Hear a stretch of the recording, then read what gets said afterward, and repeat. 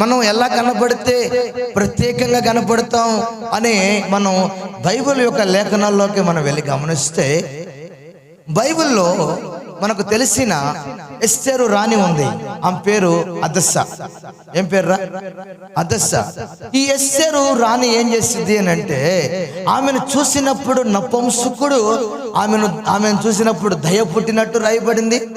ఆమెను చూసినప్పుడు రాషు కూడా దయ పుట్టినట్టు రాయబడింది. ఎందుకు?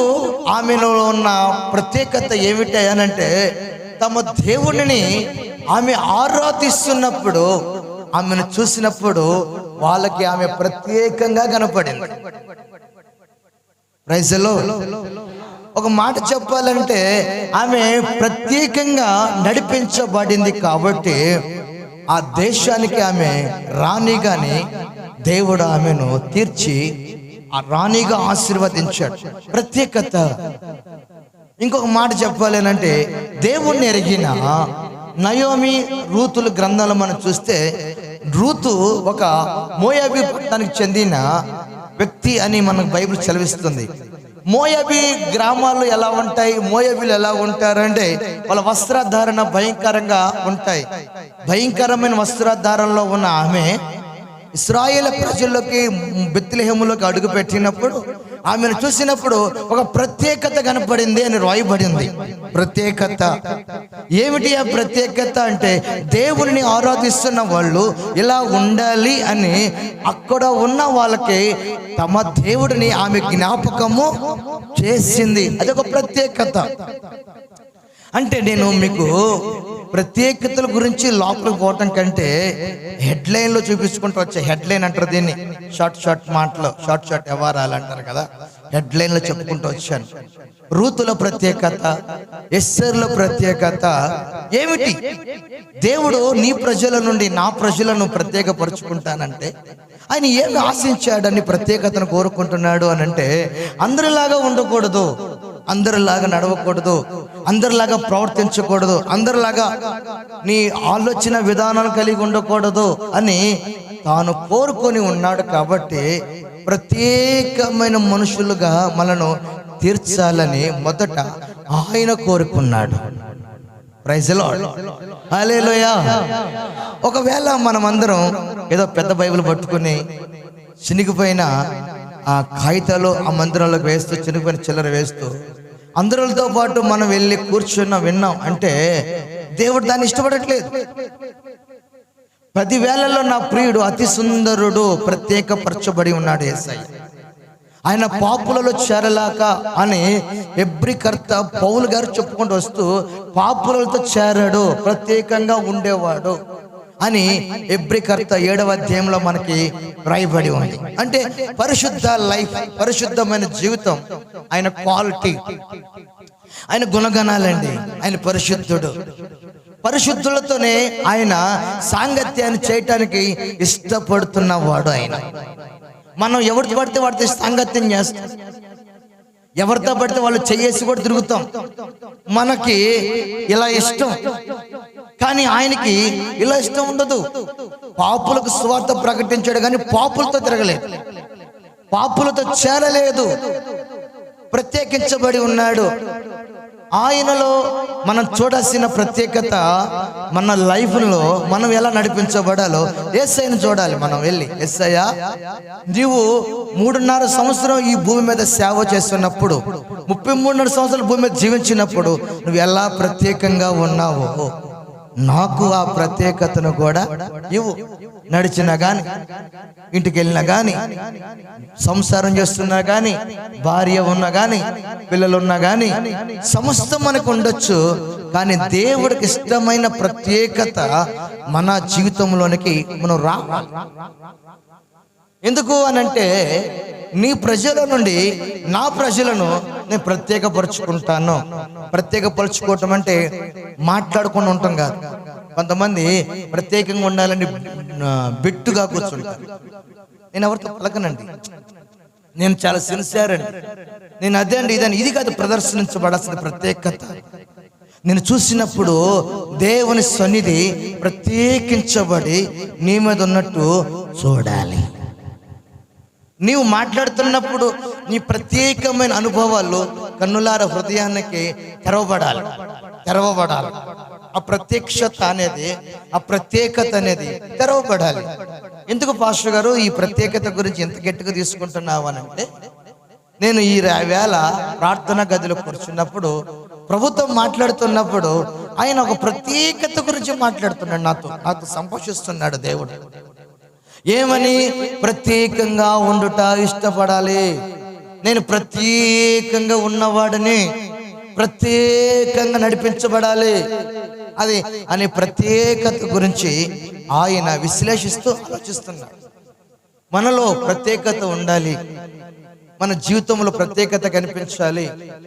అలా లైఫ్ మనం సెట్ చేసుకోవాలి. దేవుని దగ్గర పాట పాడినా, వాక్యమే చెప్పినా, దేవుని నడిపించబడుతూనే ఉన్నా, కానుకే తీసిన ప్రార్థన జీవితంలో అయినా, మాట్లాడే విషయంలో అయినా ప్రత్యేకత, నీలో ప్రత్యేకత కనిపించాలి.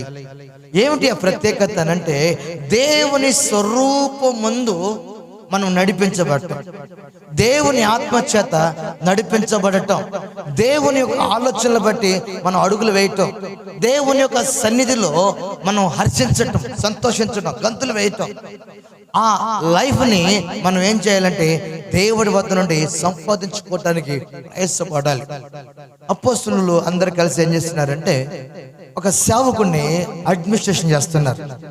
వాళ్ళు అభిషేకించాలనుకుంటున్నారు. అభిషేకించాలని, వీడిని అభిషేకించాలా, వీడిని అభిషేకించాలా అని అడుగుతా ఉంటే పరిశుద్ధాత్ముడు అంటాడు, వీళ్ళెవరిని అభిషేకించొద్దు అంటాడు. మరి ఎవరిని అభిషేకించాలి? నేను ఏర్పాటు చేసుకున్న ప్రత్యేకపరచబడిన వాళ్ళు ఉన్నారు, వాళ్ళపై నువ్వు చేతులు పెట్టాలి అన్నాడు దేవుడు. మీరు బాగా ఉన్నారు, చదవండి. అపోస్తుల కార్యాలు 13వ అధ్యాయం మనం చదివితే, అపోస్తుల కార్యాలు 13వ అధ్యాయంలో మనం ఆ మాటలు చదవటానికి ప్రయత్నం చేద్దాం. 13వ అధ్యాయము 2వ వచనం చదవండి. వారు ప్రభువును సేవించుతూ ఉపవాసం చేయుచుండగా పరిశుద్ధాత్మ, నేను బర్నబాను సౌలును పిలిచిన పని కొరకు వారిని నాకు ప్రత్యేక పరచుడని వారితో చెప్పెను. అంతటా వారు ఉపవాసం ఉండి ప్రార్థన చేసి వారి మీద చేతులుంచి వారిని పంపివేసురి. అంటే పరుచుకున్నది ఎవరు? ప్రత్యేకపరచబడుతున్న వాళ్ళు ఎవరు అంటే బర్నబాసును, పౌలును. అంటే వీరు యందు దేవుని ఆత్మ ఎలా ఉన్నది? ఉపవాసాలతో ఉండేవాళ్ళు వీళ్ళు, ఆత్మచేత నడిపించబడుతున్న వాళ్ళు. మీరు ఈ పౌలు, బర్నబాసులు మీరు గమనిస్తే దేవుని కృప మీదనే ఆధారపడ్డారంట. వాళ్ళు లాభాల కొరకు, మనుషులను పొగిడేదాని కొరకు, మనుషులు వేస్తున్న వేషాలను వీళ్ళను కూడా హెగిలించి, నవ్వించి, కదిలించి, డ్రామాలు వేసి నటన భక్తులుగా లేరు వాళ్ళు. దేవుని కృప అంటే ఒకటి ఉంది, దాని కొరకు వాళ్ళు కాచుకుని కనిపెట్టినట్టు బైబిల్లో రాస్తుంది. మీరు ఇంటికి వెళ్ళి చదవండి. ఆ పౌలు గారి యొక్క చరిత్ర రాయబడితే, దేవుని కృప కొరకు అతను కాచుకొని ఉండేను. మీరు ఎలా ఉన్నారు? దేవుని వాక్యం వినటం అంటే ఏదో వెళ్ళాం, ఉపవాస కూడికలో కూర్చున్నాం, వచ్చేసాం, టైంలో ముగించాడు, బాగా చెప్పాడు, ఆరాధన బాగా చేశాడు అంటాం. అది కాదు. ప్రత్యేకపరచబడటం అంటే దేవుని పనిలో ఎలా నడిపించబడాలో, దేవుని సేవలో ఎలా నడిపించబడాలో, దేవుని ఆత్మచేత ఎలా నడిపించబడాలో ఆ ప్రత్యేకత కొరకు దేవుడు కాచుకొని ఉన్నాడు, ఆశపడుతున్నాడు. వీళ్ళు ప్రత్యేకించండి అంటే అందరూ ఉన్నారు కదా అక్కడ, పరిశుద్ధాత్మను కోరుకోలేదు ఏమ్మా అన్నారు. చాలా మంది ఉంటారు, అందరిని కోరుకోలేదు పరిశుద్ధాత్ముడు. వాళ్ళిద్దరినే కోరుకుని, ఈ పని నా పని కొరకు వీళ్ళిద్దరైతే ప్రత్యేకపరచండి అని వాళ్ళిద్దరిని కోరుకున్నాడు. వారి మీద అపోస్తులు అందరూ చేతులు పెట్టగా వారు అభిషేకంతో నింపబడి బయటకు వెళ్ళారు. ఈ రోజుల్లో ప్రత్యేకించపరచుకోవటం దేనికయ్యానంటే, దేవుని పని కొరకు పనికొచ్చే వాళ్ళని పరిశుద్ధాత్మను ప్రత్యేకపరచుకుంటాడు. అది మోస్ట్ ఇంపార్టెంట్.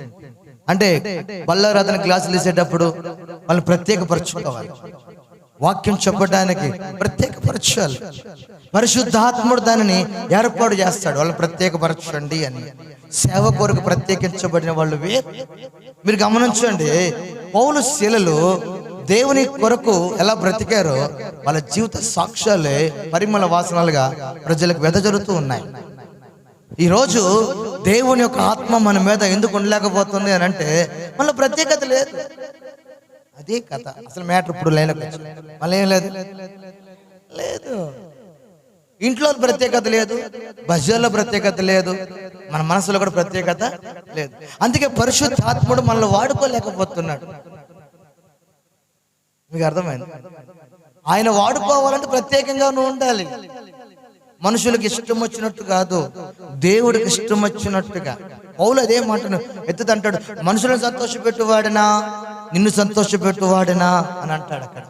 అంటే దేవుని సంతోషపరచాలి అని అంటే ఆయన గుణగణములను, ఆయన మనసును ఎరిగి మనం ఆత్మచేత నడిపించబడగలిగితే అప్పుడు మనలో ప్రత్యేకత ఉంది అని దేవుడు మనలోను ఆశిస్తాడు, నిన్ను కోరుకుంటాడు. ప్రత్యేకపరచబడిన వాళ్ళు ఎలా ఉంటారంటే, మేము చాలా జాగ్రత్త చెప్తున్నాం వివరంగా అర్థమయ్యే రీతిలో. ప్రత్యేకపరచబడిన వాళ్ళు ఎలా ఉంటారంటే దేవుని పనిని బాగా చేస్తారు. ఫస్ట్ దేవుడికి ఏం చేస్తారు అని అంటే ఇస్తారమ్మా, మహిమను తెస్తారు. దేవుడికి ఏం చేస్తారంటే ఘనతను తెస్తారు. దీవారాత్రులు ఆయన పాదాల దగ్గర పడిపోయి సాగు వచ్చినా ఇబ్బంది లేదు కానీ ఆయన సన్నిధిని విడిచిపెట్టారు. ఇది ప్రత్యేకపరచబడిన వారి అనుభవాలు. బైబిల్ అంటుంది ఈ విషయాలన్నిటినీ. అంటే ప్రత్యేకత లేకుండా ఉండాలనుకుంటున్నారు కొంతమంది, అది ప్రత్యేకత కాదు. ప్రత్యేకత ఏమిటయ్యానంటే పరిశుద్ధాత్ముడు నడిపించబడతాడు వారితో, అంటే వారిని వాడుకుంటాడు. పరిశుద్ధాత్ముడు వారితో నడిపిస్తాడు, పరిశుద్ధాత్ముడు వారిని ఊరేగింపు చేస్తాడు, పరిశుద్ధాత్మ దేవుడు వారిని గణపరుస్తూ వస్తాడు. పట్టని గట్టిగా దేవునికి ఇస్తాడు. ఆమేన్. అది ప్రత్యేకత. షడ్రక్ మెషక్ అబేద్నెగోనులు ఉన్నారు. మీకు రెడ్ లైట్ అంటే లైన్ పైన హెడ్ లైట్లకు చెప్తున్నా, హెడ్ లైన్ మాట. షడ్రక్ మెషక్ అబేద్నెగోనులు దానియేలు మొత్తం నలుగురు బబులోను దేశంలో ఉన్న బానిసలు వీళ్ళు. ఈ ముగ్గురులో దానియేలు ముఖ్యుడని ఉంది పెద్దలు బైబిల్లో. అతను ప్రధాన వ్యక్తి. అతను ఆ రాజుగారి గిన్నె అందించేవాడని, నీళ్లు గడిగేవాడని రాయబడి ఉంది. ఈ ముగ్గురు వాళ్ళ ఆత్మీయ జీవితంలోకి వెళ్తే మనుషులతో పాటు వాళ్ళు నడిపించబడాల. మనుషులు తినే ఆహారాన్ని కూడా వాళ్ళ నడిపింపును వాళ్ళు కోరుకోలేదు. వాళ్ళు మాకు ఆ భోజనాలు వద్దండి అంటారు. మీరు ఇంటికెళ్ళి దానియేలు చరిత్ర మొత్తం ధ్యానం చేస్తే ప్రత్యేకంగా ఉండాలని వాళ్ళు కోరుకొని ఆ మందు, గ్లాసులు, ఆ భోజనం, బిర్యానీ, చికెన్లో, అంటే మళ్ళీ ఈ చికెన్ గురించి కాదు, నేను అక్కడ అపవిత్రపరుచుకుంటాము అనే ఆహారాన్ని, అపవిత్రపరుచుకుంటే పానీయాన్ని మాకొద్దు. ఎందుకు వద్దు అని అంటే మమ్మల్ని మేము అపవిత్రపరచబడకూడదు అని వాళ్ళు తమంతట తాము పరిశుద్ధత మీద దేవుని సన్నిధిలో ప్రత్యేకంగా ఉండటానికి, నష్టపడటానికి కూడా ఇష్టపడ్డారు. అది ప్రత్యేకత అంటే ప్రజలతో పాటు నడిపించబడే అనుభవం కాదు, ప్రజలకు ఎదురెళ్ళే అనుభవం.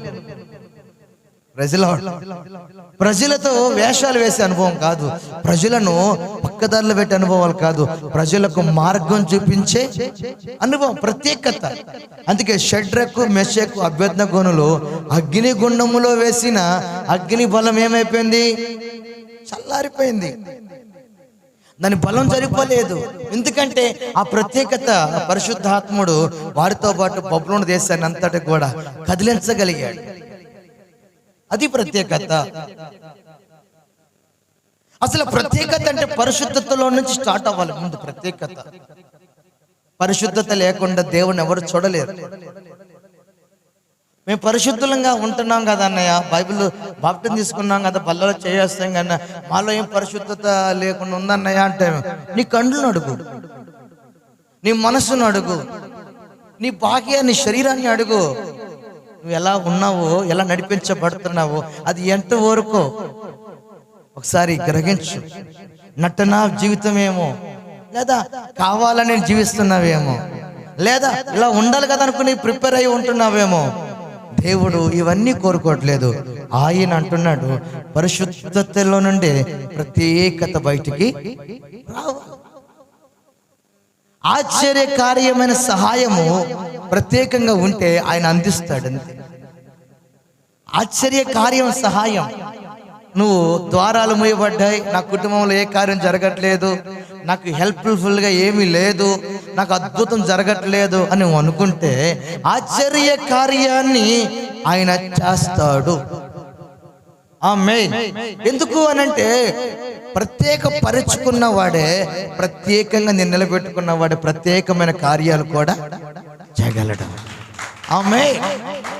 మీకు బైబిల్లో యవన ప్రాయంలో కలిగి ఉన్న వ్యక్తి, దేవుని ఆశ్రయిస్తున్న వ్యక్తి, దేవుడి కొరకు బ్రతుకుతున్న వ్యక్తితో దేవుడు చెప్తున్న ఈ మాట ఈరోజు నా హృదయాన్ని కదిలించింది. అంటే ఆయన ప్రత్యేకంగా ఉంచబడ్డాడు కాబట్టే ఆ కుర్రోడికి ప్రత్యేకమైన ఆశ్చర్యకార్యాన్ని దేవుడు చేశాడు. ఈ రోజుల్లో ప్రత్యేకత లేదు. జనరల్ సేవ, జనరలే విశ్వాసులు, జనరలే. దేవుని మందిరము తెలియట్లేదు, అది ఏదో తెలియట్లేదు. వెళ్తున్నామంటే వెళ్తున్నాం, వస్తున్నామంటే వస్తున్నాం. జనాలు కూడా ఎలాగ తయారయ్యారంటే దురద చెవులు గలవారై తమ స్వకీయ బోధకులను ఏర్పరచుకున్నారు. ఈయనైతే బాగా చెప్తాడు, ఈయన బాగా నవ్విస్తాడు, ఈయన బాగా కథ చెప్తాడు, ఈయనైతే మళ్ళను ఈ మందిరం బాగుంటుంది, మమ్మల్ని ఎవరు అడగరు, కానుకిచ్చిన అడగరు, దశం భాగం పోయిన అడగరు, ఏ టైంకి వచ్చారని అడగరు, అసలు ఎప్పుడు పోయినా కూర్చున్న మమ్మల్ని అడిగేవాళ్ళు లేరు. మీరు రావటమే మాకు ఇంపార్టెంట్, మీరు కనపడితే చాలు అనుకుంటారు వాళ్ళు. అందుకని ప్రత్యేకత లేని చోట్లకు వెళ్ళి అపవిత్రత పరచబడకూడదని తను ప్రత్యేకంగా ఉండటానికి ఇష్టపడ్డాడు ఆ కుర్రోడు. భక్తి అనేది ప్రత్యేకమైంది. దాన్ని ఎలా చేయాలి, ఎలా చేస్తే నేను దీవించబడతానో అలాగే చేయాలి. దాని గురించి తెలియకుండా నేను చేయకూడదు కదా అని దాన్ని ఆలోచన చేసాడు ఆ కుర్రోడు. అండి మనం చదువుదాం. కుర్రోడు ఎవరు? 2వ దినవృత్తాంతాల పుస్తకం మనం చదివితే 2వ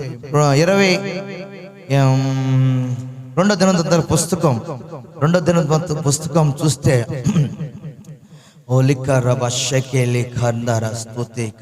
పరిశుద్ధాత్మ దేవ నీకు వందనాలు, స్తోత్రాలు స్తోత్రాలు స్తోత్రాలు. 26వ అధ్యాయం 5వ వచనం చదువుదాను. దేవుని ప్రత్యక్షత విషయమందు తెలివి కలిగిన జగ్ర దినములలో అతడు దేవుని ఆశ్రయించెను. అతడు యెహోవాను ఆశ్రయించినంత కాలం దేవుడు అతని వర్ధిల్లా చేసెను. దేవునికి స్తోత్రం కలుగును గాక. హల్లెలూయా. అతనికి చూడండి 26:15 వచ్చిన లాస్ట్ వచ్చిన చదవండి.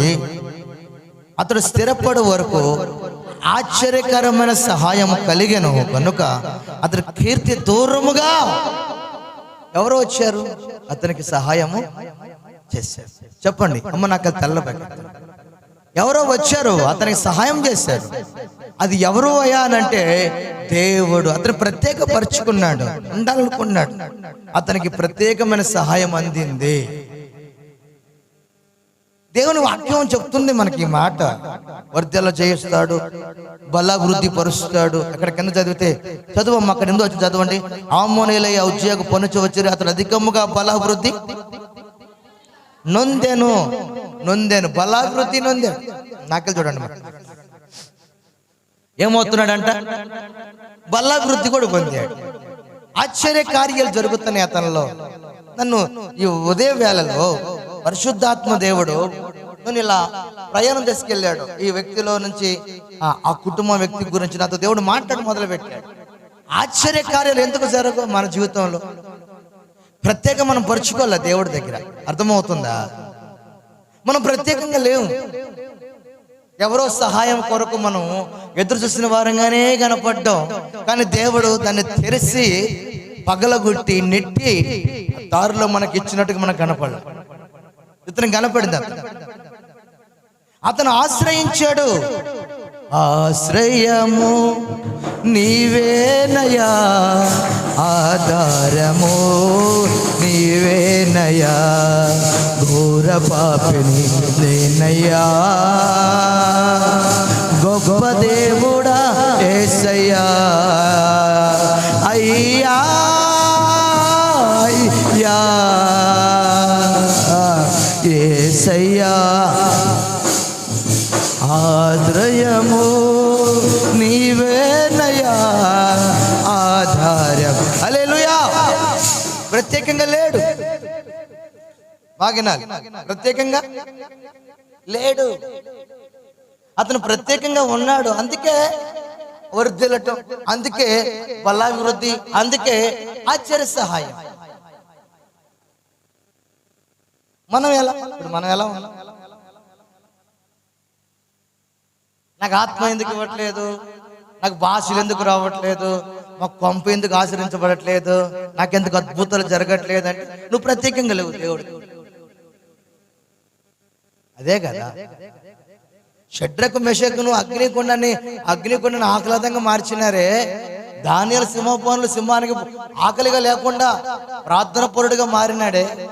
వాళ్ళ ప్రత్యేకత ఏంది, మన ప్రత్యేకత ఏంది? మనం ఇగిలిస్తాం, సకిలిస్తాం, చిన్నదానికి పెద్దానికి అడవుడు చేస్తాం. ప్రత్యేకత ఏది? ప్రార్థనా పరుల యొక్క ప్రత్యేకత ఎలా? మీరు ఆలోచన చేసుకోండి. అవునా అంటో కాదంట? ప్రతిదానికి తలుపుతాం, ప్రతిదానికి కంగారు పడిపోతాం. దేవుడు ఆశించిన ఆ స్పిరిచువల్ లైఫ్ ఎలా ఉంది మీరు ఆలోచించుకోండి. నువ్వు ఎలా ఉంటున్నావు, నేను ఎలా ఉంటున్నాను మీరు ఆలోచించుకోండి. ఎందుకు నూతనమైన కార్యాలు మన జీవితంలో జరగట్లేదు? యవనస్తుల గురించి అయినా సరే చెప్తున్నాను. ప్రత్యేకత ఏది? నిన్ను చూసిన వాళ్ళు ఇంకోళ్ళు చర్చికి రావాలి కదా. నీ బిహేవియర్ ఏమన్నా ప్రత్యేకంగా లేదేమో ఒకసారి ఆలోచించు. ఈ యవనస్తుడు వయసు ఎంత అంటే 16 సంవత్సరాలకే అతడు దేవుని ఆశ్రయించాడు. ఇతని పేరు చెప్తారు, ఎలా ఉన్నాడు ఒకసారి మీరు ఊహించుకోండి. అతని లాస్ట్ సీన్ మనకు అవసరం లేదు. దేవుడితో నడిపించబడుతున్నప్పుడు దేవుడు అతనితో కనెక్టింగ్ ఎలా ఉన్నాడో అది మనకు కావాలి. అవునా? అతను ఎలా ఉన్నాడో ఒకసారి మీరు గమనించండి. ఇప్పుడు మనం ఎలా ఉంటున్నాం? మందిరానికి వెళ్తున్నాం, మన ప్రత్యేకత విధానాలు ఏమిటి? ప్రత్యేకమైన బ్రతుకు ఎలా ఉంది? ప్రార్థన లైఫ్లో ఎలా ఉన్నాం? మాటలు ఎలా ఉన్నాం? ప్రవర్తనలు ఎలా ఉన్నాం? ఆలోచనలు ఎలా ఉన్నాం? అపవిత్రపరచబడుతున్న తలంపుల మధ్యలో, ఆలోచనల మధ్యలో హృదయం నలిగిపోయిన వాళ్ళంగా ఉంటున్నాం. పరిశుద్ధత లేదు, నడిపించాలని ఆశపడుతున్నాం. అయితే రా, దేవుని వాక్యం మనకు సెలవిస్తుంది. మనం ప్రత్యేకపరచబడుతున్నప్పుడు దేవుడు ప్రత్యేకంగా ఉన్న వాళ్ళకి ఏం చేస్తారంటే ఆయన ఆశ్చర్య కార్యాలు చేయబోతున్నాడు. అంతే. ఆమేన్. ఏం చేయబోతున్నాడు? ఏరా అంతే. ఆయన నీ మీద ఉంటే నిన్ను చూడరు, ఎవరు నిన్ను చూడరు, నీ వెనక్కున్న పరిస్థితులు చూడరు. దేవుడు నీ మీద నడిపించబడతా ఉంటావు. అంతే. వినిత అని మారి మొగ్గిపోతుంటది. నువ్వు అనుకుంటావు నేనేమింటని, నా పేరేంది, మా ఇంట్లో పేరు మోగుతుంది, బజార్లో నా పేరు వస్తుంది, ఎక్కడ పోయినా నా పేరు వస్తుంది అని అనుకుంటావు. నిన్ను బట్టి కాదు, నీలో ఉన్న యేసయ్యను బట్టి. పట్ట గట్టిగా దేవునికి స్తోత్రం. హల్లెలూయా. ప్రత్యేకపరచబడు. నువ్వేం చేయాలి? ప్రత్యేకపరచబడు. ఇంట్లో ప్రార్థనల ప్రత్యేకత ఉండాలి. నువ్వు అందరితో పాటు నిద్రపోతున్నావు, అందరితో పాటు మాట్లాడుతూ, అందరితో పాటు సినిమాలు వస్తున్నావు, అందరితో పాటు నడిపించబడితే ప్రత్యేకత కనబడుతుంది. నీకు ఒక షెడ్యూల్డ్ ఉండాలి, నీకు ప్రార్థన గది ఉండాలి, నీకు భక్తి జీవితం ఉండాలి, నీతో ఆత్మీయ జీవితం ఉండాలి, నీలో ఒక యథార్థత ఉండాలి, మాట తప్పని బ్రతుకుండాలి. ఎరా నన్ను అర్థమవుతుందా? దేవుడు నీతో మాట్లాడుతున్నాడు. ఆ ప్రత్యేకపరచబడి నీతో ఏం చేస్తున్నాడు దేవుడు? నీకు ఏది అవసరమో ఆయన. నువ్వేం ఆశిస్తున్నావు? రకరకాలు ఆశిస్తున్నావు, కానీ ఏం జరగట్లే. ప్రత్యేకత ఉంటాయి కదా. అది మా ఇంటున్నారు ఫ్యామిలీ మధ్యలో అయినా ప్రత్యేకత ఏది? దేవుని మందిరానికి వెళ్తున్నా నీలో, పరిశుద్ధాత్మ దేవుని ఆరాధిస్తున్న నీవు, ప్రభుత్వంతో నడిపించబడుతున్న ఏది ప్రత్యేకత? అందుకే అంటాడు కొరింథీ రాసిన పత్రికలో మనం చదివితే, 2 కొరింథీలకు రాసిన పత్రిక 6వ అధ్యాయం 17వ వచనంలో మనం చదువుతాం. ప్రార్థన చేద్దాం. రెండవ కొరింథీయులకు రాసిన పత్రిక 6వ అధ్యాయం మనము జీవము గల దేవుని ఆలయమై ఉన్నామని, అందుకు దేవుడు ఇలాగ సెలవిస్తున్నాడు, నేను వాళ్ళు నివసించి సంచరింతును, వారికి నేను దేవుడినై ఉందును, వారు నాకు ప్రజలై ఇందురు, కావున వారి మధ్య నుండి బయలు వెడలి ప్రత్యేకముగా ఉండుడి. అద్ది వారి మధ్యలో, ఇంట్లో భార్య భర్తల మధ్యలో నీ ప్రత్యేకత. భర్త ప్రత్యేకంగా ఎట్లా ఉండాలి, భార్య ప్రత్యేకంగా ఎలా ఉండాలి, బిడ్డల ప్రత్యేకత ఎలా ఉండాలి, భర్త ప్రత్యేకత ఎలా ఉండాలి, సమాజంలో, గ్రామంలో, బజార్ల మధ్యలో, మనుషుల మధ్యలో నీ ప్రత్యేకత ఎలా ఉండాలి. అది ఎవరు చెప్తున్న మాట. వీరు వారి మధ్యలో ప్రత్యేకంగా ఉండండి రా బాబో. మీరెందుకు నా నామాన్ని అవమానపరుస్తారు? నువ్వు పోతున్నావు మందిరానికి, ప్రత్యేకత లేని విధానంలో నువ్వు నడిపించబడుతున్నావు. నీ వలన ప్రత్యేకత లేకపోవటం బట్టి నా నామం మహిమపరచబడుతుందా, అవమానపరచబడుతుందా? నువ్వే ఆలోచించి. నేను ఎవరి గురించి చెప్పట్లా, స్పష్టంగా దేవుని వాక్యం చెప్తుంది. వారి మధ్యలో, వారి ప్రజల మధ్యలో, వారి ఇళ్ళల మధ్యలో, వారి కుటుంబాల మధ్యలో నువ్వు నా దేవుడు, నా బిడ్డవని నువ్వు ఎలా కనిపించబడాలంటే నీ ప్రత్యేకత కనిపించబడాలి. ఉప్పు వేసినట్టుగా ఉండాలి నీ వాయిస్, నీ మాటలు అన్నది బైబిల్లో. కృతజ్ఞత వచనం పలకాలి. నీ నోట్ల నుంచి వచ్చే మాటలలో కృతజ్ఞత వచనాలు కనపడాలి. సరసోక్తులైనను అన్నది బైబిల్లో. సరసోక్తులైనను, బూతులైనను, పోకిరి మాటలైనను, పోకిరి విధానను మీకు తగవు అని అంటాడు దేవుడు. సెలవిస్తున్న విషయాలు ఇవన్నీ. ప్రత్యేకత, వారి మధ్యలో నీ ప్రత్యేకత. వాళ్ళు గోల్డ్ మెడల్ మనకేం అవసరం లేదు, కానీ మనం దేవుని ఆరాధిస్తున్నామని, ఆయన ప్రజలమని, ప్రభువు తన నామానికి మహిమ రావాలంటే వారి మధ్యలో మనం ఎలా ఉండాలి మీరు ఆలోచించుకోవాలి. స్తోత్రం చెప్పండి. మీరు ఆలోచించుకోండి. షాపుల్లో అయినా, ఆఫీసులో అయినా, రోడ్ల మీద అయినా, గ్రామాల్లో అయినా, ఫ్యామిలీలో అయినా, బిడ్డల మధ్యలో అయినా ప్రత్యేకంగా నువ్వు ఉండటానికి దేవుడు నిన్ను కోరాడు. అది నా ప్రభు నిన్ను కోరాడు. ఎందుకయ్యానంటే అలరోళ్ళని దేవుడు కోరలా, రాజీపడే వాళ్ళని దేవుడు కోరుకోలేదు, ఇష్టానుసారంగా బ్రతికే వాళ్ళని దేవుడు కోరుకోలేదు, ఇక్కడ గంతు ఆడ గంతులేసే వాళ్ళని దేవుడు కోరలేదు. ఆయన కోరింది ఎవరినంటే ప్రత్యేకపరచబడిన వాళ్ళ కొరకు. నేను వారిలో నుండి, ఎవరిలో నుండి? ఐగుప్తులో నుండి, ఇశ్రాయేలు ప్రజల్లో నుండి నా ప్రజలను నేను ఏర్పాటు చేస్తాను, వాళ్ళని ప్రత్యేకంగా తీసుకుని వస్తాను అన్నాడు దేవుడు. దేవుడు ప్రత్యేకపరచబడుతున్న వారిని తీసుకుని రావాలని ఒక ఆలోచన కలిగి ఉన్నాడు. అవునా? చెప్పాలి గట్టిగా హల్లెలూయా. అందుకే ఈ రోజు ఈ మాటలు మాట్లాడుతున్నాడు మీతో దేవుడు. ఏమని అంటే వారి మధ్యలో నా ప్రజలుగా ఉండాలంటే మిమ్మల్ని మీరు మొదట ప్రత్యేకపరచుకోనండి. మీరు ఎలా ఉండాలో నేర్చుకోండి, మీరు ఎలా నడవాలో నేర్చుకోండి, మీరు ఎలా మాట్లాడాలో నేర్చుకోండి, మీరు ఎలా స్తుతించాలో నేర్చుకోండి. అందరితో పాటు కాదు, ప్రత్యేకంగా ఉండటం నేర్చుకో. ప్రత్యేకంగా దాని కొరకు ఎలా జీవించాలో నేర్చుకో. ప్రతిష్ఠితులు ఎలా ఉండాలో నేర్చుకో. ఎందుకనంటే అపొస్తలుల కార్యాలు రాయబడింది కదా, ఎస్తరమ్మ గారు, పరిశుద్ధాత్మ దేవునికి మహిమ కలుగును గాక. హల్లెలూయా. రాయబడింది కదా, వారి మీద చేతులుంచి పరిశుద్ధాత్మను ఎవరిని కోరుకున్నాడో వారి మీద చేతులు పెట్టారు. వాళ్ళు పరిశుద్ధాత్మను కోరుకున్న వారి మీద చేతులు పెట్టారా? నాకులాగా అందరి మీద చేతులు పెట్టేసి ప్రార్థన చేశారండి, వాక్యం చెప్పన్నామన్నారా? అది నేనైతే అందరి మీద చేతులు పెట్టేస్తా. నేను చేతులు పెట్టొచ్చు, కానీ పరిశుద్ధాత్మను పెట్టడు. మీకు అర్థమైందని చెప్పింది. మీలో పని చేస్తానంటే రండి పరిచయం చేయండి అంటా నేను, ఎందుకని దేవుని కొరకు మీరు ఉపయోగపడతారని. కానీ పరిశుద్ధాత్మ అలా కాదు. ఆయన ప్రత్యేక పరుచుకునే వాడుతున్న వ్యక్తులు ప్రత్యేకంగా పరచబడిన వాళ్ళుగా ఉంటారు. అది ఫస్ట్.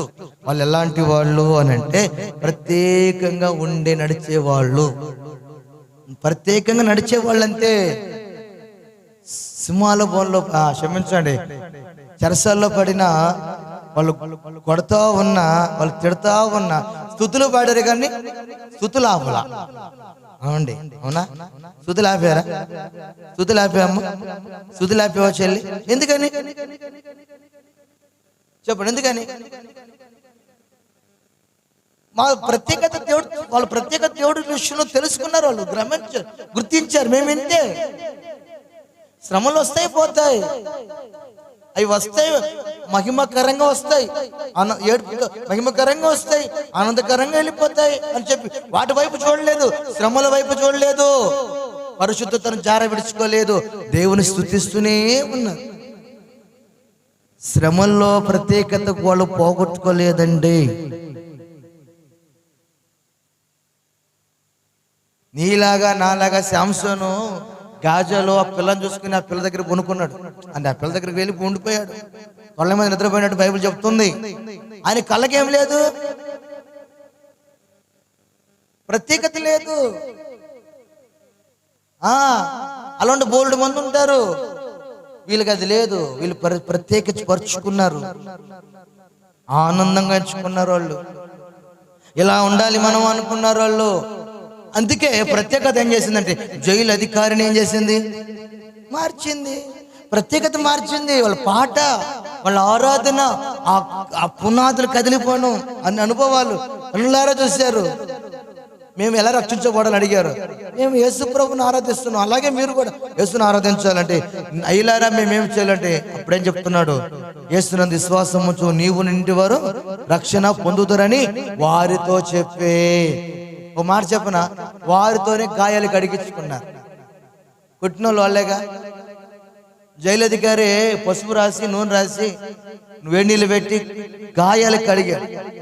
ఆ రాత్రి బాప్టిజాలు ఇచ్చేసాడు ఆయన, పౌలు గారు. ఎందుకయ్యా అంటే ప్రత్యేకత, అది సిన్సియారిటీ. నేను ఇలా చెప్పాను అనుకో, కొంతమందికి ఈ భక్తి ఆడ చేస్తాం అబ్బా అంటారు, ఆశీర్వాదం రాదు మీరు చేయకపోతే. అదే నేను చెప్పే మాట. నువ్వు దేవునిలో ఆశీర్వదించబడాలి, ఒక వ్యక్తిని మార్పులోకి తీసుకురావాలి, ఒక వ్యక్తి మారాలి, ఒక వ్యక్తి ప్రార్థన చేయించుకోవాలి, ఒక వ్యక్తి నీ కుటుంబంలో నిన్ను గమనించాలి, నీకు ఆ దేవుని నామం మహిమపరచబడాలి, ఘనపరచబడాలి అంటే నువ్వు ప్రత్యేకంగా ఉండాలి వారి మధ్యలో. అర్థమైందా? అందుకే జైలు అధికారి మారాడు. ఎవరు మారారు? మిమ్మల్ని చూసిన ఎవరన్నా మారారా? మీ పక్కన వాళ్ళు కానీ, మీ ఎదురుంటి వాళ్ళు కానీ, మీ అమ్మ కానీ, మీ నాన్న కానీ, మీ అయ్య కానీ, మీ కొడుకులు కానీ, మీ పిల్లలు కానీ, ఏందమ్మా నువ్వు ప్రేయరికి పోతూ ప్రార్థన చేసుకోవు, సెల్ ఫోన్ చూస్తూ ఉంటూ ఎప్పుడు చూసినా అని అంటారా? ఏంది మా నువ్వు, ఏంది నాన్న నువ్వు ఎప్పుడు చూసినా మెసేజ్లు వింటూ వాట్సాప్లో, ఫేస్బుక్, ఇన్స్టాగ్రామ్లే ఉంటావు, ఎప్పుడు నాన్న నువ్వు భక్తి చేసింది? అసలు అంకులు ఏం చెబుతున్నాడు, నువ్వేం చేస్తున్నావు? వాళ్ళ దగ్గర నీ సాక్ష్యం ఎట్లుంది? ప్రత్యేకత ఏది? సిన్సియరిటీ ఏది? దేవుడు ఆశ్రయించబడాలని అంటే జైలు అధికారిని చూసినప్పుడు, జైలు అధికారిని చూస్తే కాదు, జైలు అధికారి ఎలా మారాడంటే పౌలు శీలల యొక్క ప్రత్యేకతే. వాళ్ళు బోండంలో వేసినా కూడా పాటలు పాడటం మొదలుపెట్టారు. కొడుతున్నప్పుడు కొట్టించుకున్నారు. స్తోత్రం చెప్పాడు, అమ్మ అయ్యా అని అరవలా వాళ్ళు, దేవునికి స్తోత్రం అన్నారు. అది మనం స్తుతించాలి. స్తుతిలో ద్వారా, సింహాసనం ద్వారా, పరిస్థితుల ద్వారా, ఆయన సన్నిధిలో నలుగుతున్న విధానాలు బట్టి, ఆ ప్రత్యేకతను బట్టి ఏమవుతుందంటే ఎదుటి వారు ఆకర్షించబడతారు. మీరేమనుకుంటారంటే నేను మంచి డ్రెస్ వేసుకుంటే, నేను మంచి బట్టలు వేసుకుంటే, మంచి చైన్ వేసుకుంటే, మంచి గోల్డ్ పెట్టుకుంటే, మంచి ఐబ్రోస్ అనకూడదు, ఇవన్నీ చేసుకుంటే నేను ఆకర్షించబడతారు కదా అంటూ పైకి ఆకర్షించబడతాడు. వాడు అంతరంగాన్ని మార్చగలిగినది, వాడి కుటుంబాన్ని మార్చగలిగిన ప్రత్యేకపరచబడిన అనుభవంలోకి నువ్వు వస్తే వాడికి ఇంప్రెషన్గా కనపడతావు, ఆశ్చర్యంగా కనపడతావు. నిన్ను బట్టి వాడు మారుతాడు. ఎవరైనా సరే ఈరోజు ఇక్కడ కూర్చున్న మీలో అయినా నాలో అయినా మనం ప్రత్యేకంగా పరుచుకోవాలని దేవుడు మనతో మాట్లాడుతున్న మాట అది. Praise the Lord. మనం ప్రత్యేక పరుచుకుంటే మనకి రావాల్సిన దీవెనలు మనకు వస్తాయి, ఎదుటి వారికి రావాల్సిన ఆశీర్వాదంగా మనం కూడా వారికి ఉండగలుగుతాం. ప్రత్యేక పరుచుకున్న వారిని పరిశుద్ధాత్మ దేవుడు ఏం చేస్తాడు చెప్పండి, చెప్పండి, వెంబడిస్తాడు. ఆమేన్. ప్రత్యేకంగా నడిచిన వారిని దేవుడు తన ప్రజలని కూడా పిలుస్తాడు. ఏరా ఎవరిని పిలుస్తాడు చెప్పు? నా బిడ్డ అని పిలుస్తాడు. ప్రత్యేకత నువ్వు లేకపోతే నువ్వు ఆరాధన చేస్తావు, చప్పట్లు కొడుతావు, పాటలు పడుతావు, మళ్ళా బాక్సులు కూడా పగిలిపోతాయి. బాక్సులు పగిలిపోతాయి. కానీ ప్రత్యేకత లేకపోతే ఎవరు నిన్ను మారుపు అనేది చూడలేరు. దేవుడు నీ పాట కోరుకోవట్లేదు, నీ మెసేజ్ కోరుకోవట్లేదు, నీ ప్రత్యేకత కోరుకుంటున్నాడు. నువ్వు ఎలా ఉంటున్నావు అది అర్థమైందా? చెప్పాలా? ప్రైజ్లో ఏం కోరుకున్నాడు దేవుడు? నీ పాట, నీ ఆరాధన, నీ చప్పట్లు, నీ స్తోత్రాలు కోరుకోవట్లేదు. నీ ప్రత్యేకతను కోరుకుంటున్నాడు. నీ లైఫ్ లో నీ ప్రత్యేకించబడిన వాడిగా ఉంటే పరిశుద్ధాత్మ దేవుడు నీతో పాటు మందిరంలోనికి అడుగు పెట్టేస్తాడు. మందిరంలో ఉన్న ప్రతి ఒక్కరికి ఒక ఇంప్రెషన్ గా మారిపోతావు. నీ టైం మెయింటింగ్ ఒక ఇంప్రెషనే, నీ పాట ఒక ఇంప్రెషనే, నీ నాటక ఒక ఇంప్రెషనే, నీ ఆత్మీయత ఒక ఇంప్రెషనే. అన్నీ అన్నీ ఆయనలాగా ఆయనలాగా ఆయనలాగా ఆయనలాగా ఉండాలి. ఎందుకయ్యా ఆయనలాగా ఉన్నారంటే ఆయనలో యేసయ్య ఉన్నాడు కాబట్టి. ఆమేన్. అవునా కదా? యేసన్న గారిని తీసుకోండి, ప్రత్యేకంగా చూస్తున్నారు. ఒక బాబన్న గారిని తీసుకోండి, ఒక ప్రత్యేకత. ఒక బక్సింగ్ గారిని తీసుకోండి, ఒక ప్రత్యేకంగా. ఒక దేవదాస్ గారిని తీసుకోండి, ఒక ప్రత్యేకత. ఎలా ఎలా నడిపించబడ్డారు, ప్రత్యేకంగా ఎలా ఉన్నారు, రాజీ పడకుండా. దైవ భక్తి మనకే లాభం అని బైబిల్ చెప్తుంది. దైవ భక్తి గొప్ప లాభ సాధనం అని ఉంది. ఏంటంట చెప్పండి రా? లాభ భక్తి మనకి లాభం. ఆ భక్తిలో లాభ సాధనమైన భక్తిని మనం చేస్తూ ముందుకు వెళ్తున్నాం. కాబట్టి అర్థమైందా? కాబట్టి నువ్వు ఎలా నడిపించబడాలో ఆలోచించుకో. దేవుడు ఈ రెండు మాటలు దీవించును గాక.